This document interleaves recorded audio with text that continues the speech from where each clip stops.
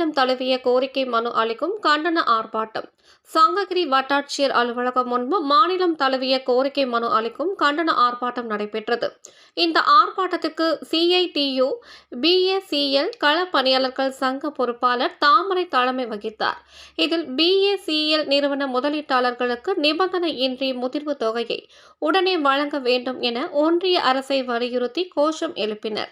இதில் கள பணியாளர்கள் சங்கத்தை சார்ந்த தங்கரத்தினம், நடராஜ், ரவி, ஜான்சன், செங்கோட்டையன் உட்பட பலர் கலந்து கொண்டனர். அதனை அடுத்து தலைமையிடத்து துணை தாசில்தார் தமிழ்ச்செல்வியிடம் கோரிக்கை மனு அளித்தனர்.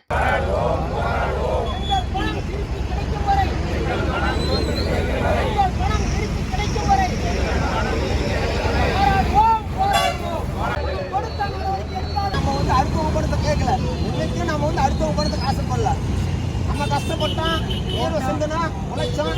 நம்ம காசை எவ்வளோ போஸ்ட் ஆஃபீஸ் போட்டிருக்கலாம். ஒரு 5 பைசா வட்டி சேர்த்து கொடுப்பாங்க அப்படின்றதுக்காக ஒரு தனியார் கம்பெனியில் போட்டோம். அது நம்ம தப்பு இல்லை. இந்திய நாட்டில எல்லாம் உலகம் சுப்ரீம் கோர்ட் உத்தரவுப்படி